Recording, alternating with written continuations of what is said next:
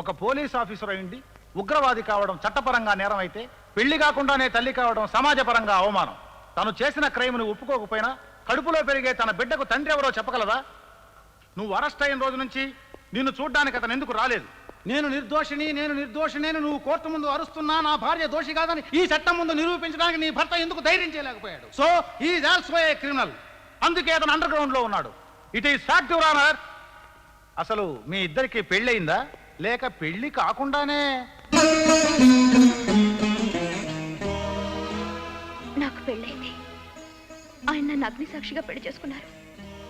మీరు అనుకున్నట్టు ఆయన మామూలు మనిషి కాదు, చాలా గొప్ప మనిషి. నేనంటే ఆయనకి చాలా ఇష్టం, చాలా. నా బిడ్డ అంటే ఇంకా ఇష్టం. అవును, నా బిడ్డ ఒక గొప్ప వ్యక్తికి వారసుడు. మీరు అనుకున్నవి నిజాలని నమ్మి నోటికొచ్చినట్లు మాట్లాడి చెయ్యి నేరాన్ని ఒప్పించడానికి మీ చదువులైతే ఆ చదువులకి సమాధానం చెప్పాల్సిన అవసరం నాకు లేదు. కేసు పూర్వపరాలు ఆలోచించి మిసెస్ విజయ తన వృత్తి ధర్మాన్ని విధిని కించపరిచిన హంతకురాలని కోర్టు వారు నమ్ముతూ ఐపీసీ సెక్షన్ 302 ప్రకారం ఆమెకు మరణదండని విధించడమైనది. ఆమె గర్భవతి కనుక ఆమె ప్రసవానంతరం శిక్ష అమలు జరపవలసిందిగా మానవతా ధర్మంతో కోర్టు ఆదేశించడమైనది. మేడం,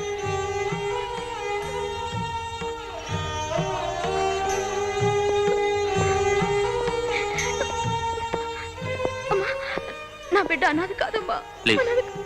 ఏమండి, నా బిడ్డ అనాథ కాదండి. నేను ఎవరికి చెప్పుకోను.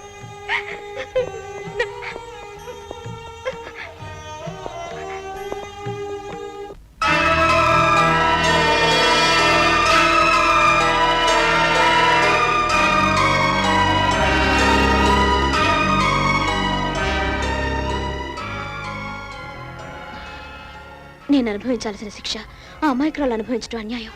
చట్టం ఓడిపోయినా పర్వాలేదు కానీ సంస్కారం ఓడిపోకూడదు. వాళ్ళ అప్పవు గోడ మీద పిల్లి గోనెంత చించిందని నీ కోడల భంగిమలు చూస్తుంటే నాకేదో అనుమానంగా ఉంది. ఖచ్చితంగాను మనం అనుమానం పడితే ఎలాగరా, కానీ వాడిని నమ్మాలిగా. వంకాయ నీకు పుచ్చే అంటే పచ్చిరయ్యలో కలిసిపోద్దులే అందట. దాని పుచ్చు ఆడ నమ్మేలా మన పట్టి చూపాల. నేను అదే పని మీద ఉంటా.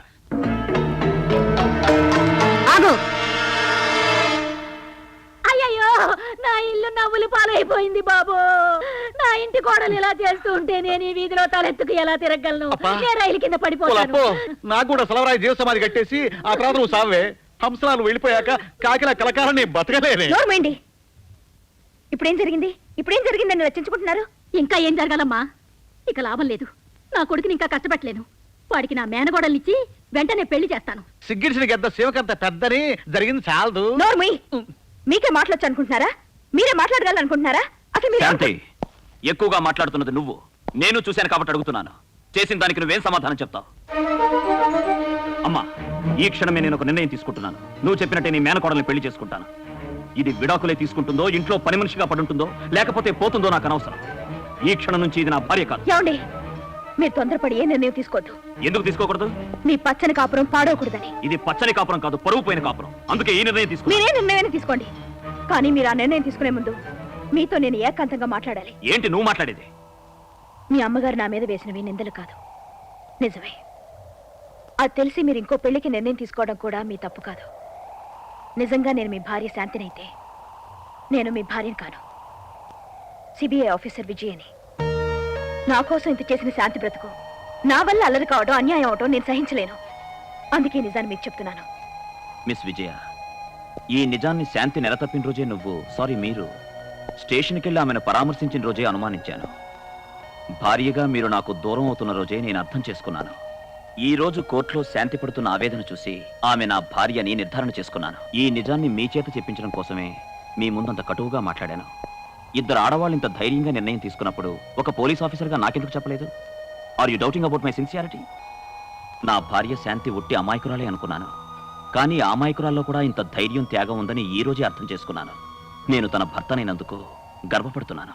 మిస్టర్ అశోక్, ఒక సహాయం చేయండి. నాకు బదులుగా శాంతి శిక్ష అనుభవించడం అన్యాయం. నిజాన్ని అర్థం చేసుకున్నారు గనక నన్ను చట్టానికి అప్పగించి మీ భార్యను మీరు తీసుకురండి. మీరు ఇలాంటి పరిస్థితుల్లో వెనకంజ వేస్తే నా భార్య ఓడిపోయినట్టవుతుంది. మీరు దోషిగానే మిగిలిపోతారు. మీ ఇద్దరి మధ్య నేను ఓడిపోతాను. మీరు నిర్దోష నిరూపణ జరిగితేనే మనం ముగ్గురం గెలుస్తాం. అప్పుడే శాంతి త్యాగానికి అర్థం ఉంటుంది. శాంతి ఓడిపోకూడదు. ఆ పెంచలేకిచ్చిన గడువు పూర్తయిన అతని దగ్గర నుంచి ఎటువంటి రియాక్షన్ రాలేదు. ఇంద్రుని వర్మగారి దగ్గర తీసుకెళ్ళాలి. అదే సమయంలో మీరు కూడా నిర్దోష నిరూపణ అవ్వాలి. దానికి మేయర్ని షూట్ చేసిన బాబ్జీ మనకు కావాలి. ఆ రాస్కల్ ఎక్కడున్నా సరే I will bring him out. ఈలోగా ఇందిర వాళ్ళ చేతుల్లో పడకుండా మీరు చూసుకోండి. నీ తండ్రికి నేను ఇచ్చిన 24 గంటల గడువు అయిపోయినా అసలు నీ గురించి పట్టించుకోకుండా దిగి రాకుండా ఉన్నాడంటే నువ్వు పోయినా అతని పదవే ముఖ్యమన్నమాట.